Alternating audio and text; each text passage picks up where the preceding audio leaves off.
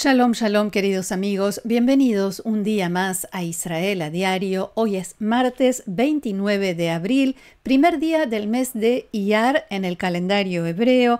Llevamos 571 días de guerra, todavía con 59 rehenes en la Franja de Gaza. Y esta noche comienza Yom HaZikaron, día de recuerdo de los caídos en las guerras de Israel y de las víctimas de actividades terroristas.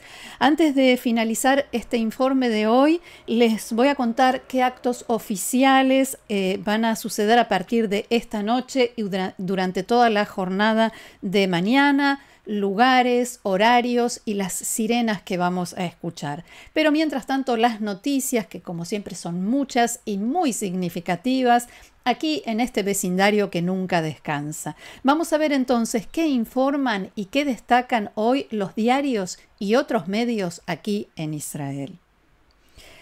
La primera plana de Yediot Aharonot destaca un proyecto especial que trae el diario, historias de familia que debieron vivir más de una vez el golpe en la puerta, o sea, la forma como le comunican a las familias sobre un soldado caído. Y que en este día del recuerdo deberán visitar más de una tumba e incluso más de un cementerio. A pie de página destacan la noticia de anoche, que se produjo además durante el horario de Noticiero Central. Todos los canales interrumpieron para dar esta información. Allí vemos la fotografía de Ronen Bar y el título es una cita de anoche: "Finalizo mi cargo".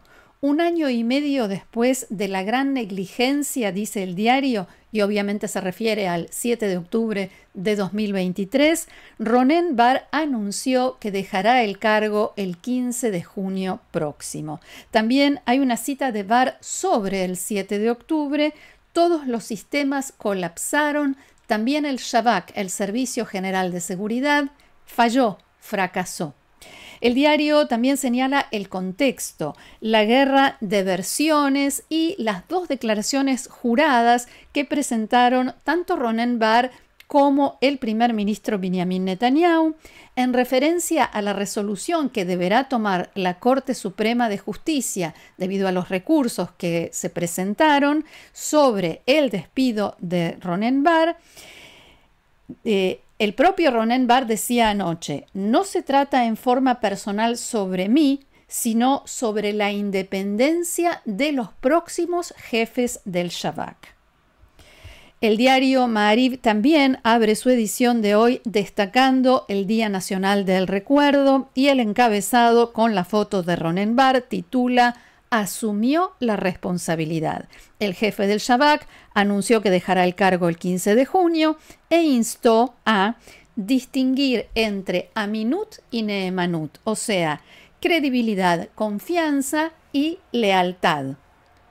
El mensaje es que, por supuesto, que el jefe del Shabak debe ser confiable para el gobierno, debe ser creíble, pero no tiene que ser leal al gobierno y mucho menos por encima de la ley y de la justicia, dice este diario y muchos otros medios hoy. Todos los diarios le dedican mucho espacio a la noticia, allí lo estamos viendo, y destacan el hecho de que Ronen Bar ya había dicho que iba a renunciar. No se sabía cuándo, él tampoco sabía cuándo exactamente. Asumió su responsabilidad y la de la institución por lo sucedido el 7 de octubre y ahora la cumple. Eso es lo que, digamos, en eso hacen hincapié los diarios de hoy. Y también en el hecho de que dijo anoche que nadie puede liderar, nadie puede ser un verdadero líder si no asume sus responsabilidades. No dijo a quién se refería, muchos lo consideran evidente. Más allá de la responsabilidad asumida, el Servicio de Seguridad no minimizó la amenaza de Hamás, sostuvo anoche Ronen Bar, a pesar de los intentos por desdibujar la realidad y presentarla de otra manera, fin de la cita. E insistió sobre la necesidad de que se forme una comisión investigadora oficial, precisamente para investigar todo lo sucedido el 7 de octubre, cómo llegamos hasta esa situación y aprender las lecciones. Algo a lo que el gobierno se opone, algo que el gobierno rechaza abiertamente. Los medios también señalan que no se sabe qué va a suceder ahora con esos recursos y la resolución que tiene pendiente la Corte Suprema de Justicia. Recordemos, los recursos fueron interpuestos cuando el gobierno decidió destituir del cargo a Ronen Bar, especialmente porque, como decía, tanto Bar como Netanyahu presentaron sus declaraciones juradas con una serie de acusaciones cruzadas, algunas de las cuales se contradicen abiertamente y cada uno de ellos dice que por lo menos en algunos puntos el otro miente. Habrá que ver si se investigará esto o se dará por concluido el asunto con la renuncia de Ronen Bar. Vamos a cambiar de tema. Casi todos los medios israelíes citan hoy fuentes que niegan un nuevo informe proveniente de Egipto, desmienten este informe que habla una vez más de progresos en las negociaciones con el grupo Hamás para un cese de fuego y un acuerdo de liberación de los rehenes. Ya hemos visto y recibido tantos informes de este tipo desde Egipto que obviamente no se concretaron. La agencia de noticias Reuters citó dos fuentes de seguridad egipcias que afirman que se produjo un avance significativo en las conversaciones y que existe consenso sobre un cese de fuego a largo plazo en Gaza, aunque todavía persisten algunos puntos de desacuerdo y fricción entre las dos partes, como por ejemplo el desarme de Hamás, las armas que Hamás quiere conservar e Israel, por supuesto, no acepta. Sin embargo, el sitio web de noticias israelí Walla cita una fuente israelí de alto rango, anónima, que afirma que no se produjo ningún avance, al igual que la emisora pública Kan y el sitio web del diario Yediot Aharonot, Ynet, que también cita a fuentes israelíes diciendo que no se registra ningún progreso significativo y que Israel no aceptará una tregua de un año, como parece ser que es la última propuesta, que no incluya el desarme de Hamás. Ayer también se dio a conocer que el gobierno israelí rechazó una propuesta de acuerdo de alto el fuego y liberación de rehenes con un cese de fuego de 5 años, algo impulsado por los mediadores. 5 años para Hamás sería un sueño hecho realidad. Todo el tiempo del mundo para rearmarse, reorganizarse, volver a reclutar nuevos terroristas, organizar sus filas y preparar el próximo 7 de octubre o cualquier otro tipo de ataques contra israelíes y contra Israel. Hace unas horas el ex rehén, el rehén liberado Yarden Bibas, hizo un llamado a los israelíes y al mundo en general para que destaquen la difícil situación de los 59 cautivos que quedan en manos de Hamás durante el Día de la Independencia, que también será esta semana, un llamado al que se sumaron otros sobrevivientes del cautiverio y familiares de secuestrados.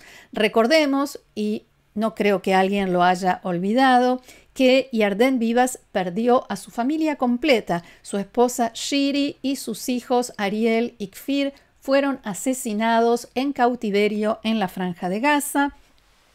Yarden escribió en sus cuentas de Instagram y Facebook: en el Día de la Independencia de Israel número 76, o sea, el año pasado, yo estaba en un túnel y no pensé que Israel estuviera celebrando el Día de la Independencia mientras estaba en guerra y con rehenes en cautiverio.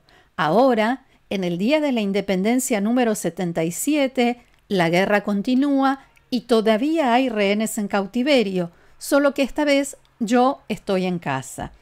Sigue la cita: este año no puedo celebrar mi independencia porque tengo hermanos y hermanas que aún están secuestrados y mi corazón sigue con ellos. No podré recuperarme ni descansar hasta que regresen. Y continúa Yarden Bibas: únanse a mí, coloquen el texto "No tengo independencia porque ellos siguen ahí". Y pueden hacerlo si ustedes quieren también en español. "No tengo independencia porque ellos siguen ahí", junto a la foto del perfil de cada uno en Facebook o en otras redes sociales, y compártanlo en las redes. Pide Yarden Vivas, junto a una foto suya, la que veíamos recién, sosteniendo un papel con esas mismas palabras en hebreo. Otros rehenes como Arbel Yehud, Shani Goren, Omer Benkert, rehenes liberados por supuesto, se unieron rápidamente a la campaña. También familiares, allí vemos a Einav Zangauker, la mamá de Matan Zangauker, rehén, donde también aparecen sosteniendo pancartas con el mismo mensaje. En las últimas horas, algunos de los rehenes que fueron liberados hicieron un llamado al presidente de Estados Unidos, Donald Trump, uno más, para que siga presionando y trabajando por la liberación de los 59 rehenes restantes. Kit Sigal fue uno de ellos, que fue secuestrado junto con su esposa Aviva el 7 de octubre del kibutz Kfar Aza. Kit agradeció a Trump por lo que hizo hasta ahora, por su propia libertad y por lo que hizo por todos los rehenes y sus familias, y dijo, abro comillas, "Sobreviví a horrores que jamás podría haber imaginado. Hambre, deshidratación, humillación implacable.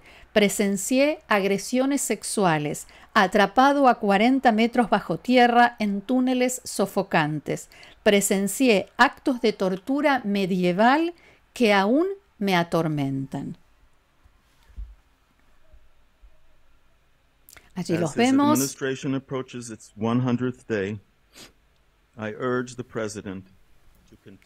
Al acercarse los 100 días de su gobierno, insto al presidente Trump a mantener su compromiso, presionar, reanudar las negociaciones de inmediato y lograr un acuerdo ahora, antes de que sea demasiado tarde, decía Kit Sigal. Los 59 rehenes restantes merecen la misma oportunidad que yo tuve de sanar, de reconectar con la vida. Y para quienes fueron asesinados, sus familias no pueden comenzar a sanar sin la dignidad de un entierro digno. Para que Israel celebre verdaderamente su independencia, todos sus ciudadanos deben ser libres. Palabras de Kit Sigal. La semana pasada cambiamos de tema, no nos alejamos mucho geográficamente, pero sí cambiamos de tema. La semana pasada hablamos sobre la elección en la autoridad palestina del número 2 del presidente, Mahmoud Abbas o Abu Mazen, y de las grandes probabilidades que tiene el elegido de ser el futuro presidente de la autoridad palestina. El cargo de vicepresidente fue creado no hace mucho por el propio Mahmoud Abbas, debido a la presión internacional sobre este político ya de 89 años de edad para que prepare el terreno para un posible sucesor. Lo veíamos recién, se trata de Hussein al-Sheikh, que en la actualidad se desempeña como secretario general del Comité Ejecutivo de la OLP, la Organización para la Liberación de Palestina, y es conocido por sus estrechos vínculos y su diálogo fluido tanto con Israel como con Estados Unidos. Vamos a ver esta imagen, porque esto que les decía, este diálogo fluido con Israel y Estados Unidos, le trajo, como podemos ver en este mensaje, no pocas críticas. Es un mensaje en la red social X, donde a ojos de este palestino, esta palestina en realidad es una mujer, prácticamente lo insultan por contacto con funcionarios israelíes. Y hace unas horas la autoridad palestina anunció que Hussein al-Sheikh va a realizar su primer viaje oficial la semana próxima y que será a Arabia Saudita. La elección de Arabia Saudita por parte de la autoridad palestina y de al-Sheikh demuestra el reconocimiento del papel clave que el gobierno en Riad puede desempeñar en el esfuerzo de la autoridad palestina por volver, por reconquistar terreno, por recuperar su relevancia en el escenario internacional, donde se ha visto eclipsada por Hamás a partir del 7 de octubre y la guerra que comenzó posteriormente. También hay que tener en cuenta que este viaje se va a producir poco antes de la visita del presidente de Estados Unidos, Donald Trump, a la región la semana siguiente, y algunos medios aquí en Medio Oriente también destacaron que este fin de semana, cuando se anunció la elección de al-Sheikh como número 2 de la autoridad palestina, Arabia Saudita recibió con beneplácito este nombramiento y se apresuró a felicitarlo. De la autoridad palestina nos vamos al Líbano. Ahora vemos allí al secretario general de la organización chiita libanesa Hezbollah, Naim Qassem, que dijo que el Líbano debe hacer más para presionar a Israel respecto de sus violaciones del cese de fuego, dicho esto entre comillas. El ataque de este fin de semana en la Dajia, dijo Qassem, no tuvo ninguna justificación, es un ataque político cuyo objetivo era que sirviera como herramienta en un juego político. El líder de Hezbollah se refería al ejército israelí que atacó lo que, según afirmó, era un almacén de misiles de precisión de Hezbollah en los suburbios del sur de Beirut. Allí, en el bastión de Hezbollah en la Dajia, el ejército advirtió a la población antes que evacuara el área. Como decía, antes de llevar a cabo este ataque que estamos viendo, el primer ministro Benjamin Netanyahu y el ministro de Defensa Israel Katz declararon en un comunicado conjunto que los misiles almacenados en la capital libanesa representaban una amenaza significativa para Israel. Israel no permitirá que Hezbollah se fortalezca ni represente una amenaza para nosotros en ninguna parte del Líbano, decía este comunicado. También hicieron hincapié en que Israel no permitirá que los suburbios del sur de Beirut, históricamente, como decía, bastión de Hezbollah, sirvan de refugio para este grupo terrorista, sabiendo que Israel teóricamente no atacará allí. Poco después, las fuerzas de defensa de Israel también difundieron un comunicado que decía, abro comillas, el almacenamiento de misiles en esta infraestructura constituye una flagrante violación de los acuerdos entre Israel y el Líbano y representa una amenaza para Israel y sus civiles. Porque, a diferencia de lo que suele suceder, no hubo lanzamiento de misiles o alguna acción de Hezbollah por la cual Israel atacó, pero sí, como decían las autoridades, una amenaza concreta. El presidente libanés Joseph Aoun condenó el ataque en Beirut en un comunicado emitido en su nombre y afirmó que Israel está intentando desestabilizar su país, al tiempo que advertía que esto intensificará las tensiones en la región. Seguimos en Irán ahora, donde las autoridades informaron que ya son 70 los muertos por la explosión de este fin de semana en el puerto de Bandar Abbas. 1.072 personas heridas fueron dadas de alta en los hospitales, mientras que 120 permanecen hospitalizadas, dicen los informes en la mañana de hoy. Mientras tanto, el ministro de Relaciones Exteriores de Irán, Abbas Araghchi, criticó declaraciones que hizo unas horas antes el primer ministro Netanyahu y dijo que Israel intenta dictar los términos de la diplomacia estadounidense en Irán. Ya hace unas horas en Irán venían diciendo que Israel intenta influir, socavar, entrometerse en las negociaciones entre Irán y Estados Unidos sobre el programa nuclear. Araghchi enfatizó que Irán es capaz de resistir presiones externas y no permitirá que otras naciones determinen el rumbo de su política exterior. También advirtió que cualquier acción militar contra Irán se enfrentaría a represalias inmediatas. El ministro iraní se refería a las siguientes declaraciones que Netanyahu hizo, como decía, unas horas antes. Hay dos caminos, decía el primer ministro, para impedir que Irán tenga armamento nuclear. Impedir o evitar que Irán tenga capacidad para enriquecer uranio, desmantelar las centrifugadoras, sacarlas de Irán o atacar. El primer ministro también dijo que cree que se debería incluir el tema de los misiles balísticos y la prevención del desarrollo de misiles balísticos en el acuerdo que Irán y Estados Unidos vayan a firmar. Y agregó: I said to President Trump that I hope that this is what the negotiators will do. We're in close contact with the United States. But I said one way or the other, Iran will not have nuclear weapons. Le dije al presidente Trump que espero que eso sea lo que vayan a hacer los negociadores. Estamos en contacto estrecho con Estados Unidos, pero también dije, de un modo u otro, Irán no tendrá armas nucleares. Esto no tiene mucho que ver con lo que se está negociando en Omán y por eso la pregunta vuelve a ser: ¿de qué habla Trump cuando habla de un acuerdo nuclear con Irán?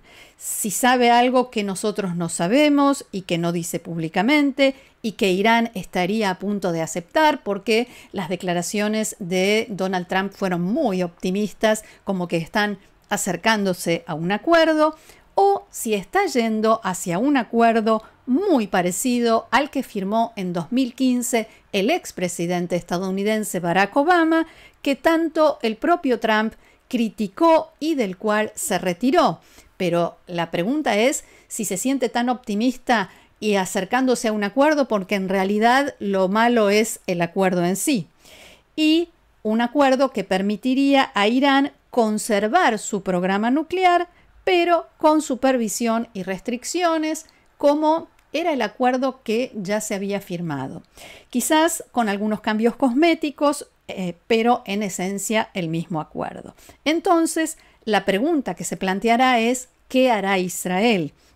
Especialmente considerando que en la Casa Blanca hay un presidente que tiene con Israel y con el gobierno israelí una relación muy cercana y especial, pero que al mismo tiempo ya empieza a hablar, por ejemplo, de la Franja de Gaza, diciendo que hay que permitir el ingreso de ayuda humanitaria, que él ya se lo dijo a Netanyahu, o respecto de Irán, que dijo que el primer ministro Netanyahu no lo va a arrastrar a una guerra. Lo dijo en declaraciones a la revista Time. ¿Qué pasará entonces? ¿Israel atacará? ¿Podrá atacar las instalaciones nucleares de Irán sin Estados Unidos? ¿Estados Unidos no tendrá más remedio que unirse a ese eventual ataque para no dejar solo a Israel frente a Irán con todas las consecuencias? Lo que sí está claro, decían en la radio pública Kan, es que Israel necesita a Estados Unidos, y eso lo sabemos todos, que el gobierno israelí tiene muy claro cuáles son las características y la personalidad de Donald Trump, y eso es también algo que deberá tomar en cuenta a la hora de tomar sus propias decisiones. Vamos ahora sí a un tema que adelantaba al principio, Yom HaZikaron, el día del recuerdo, porque Israel se unirá esta noche en el recuerdo y homenaje a 25.420 caídos en las guerras y conflictos y 5.229 muertos en atentados terroristas. En este último año, 61 combatientes de Tzal que quedaron discapacitados como consecuencia de las heridas sufridas en combate o en atentados, fallecieron a causa de estas heridas y son reconocidos como caídos del ejército de Israel.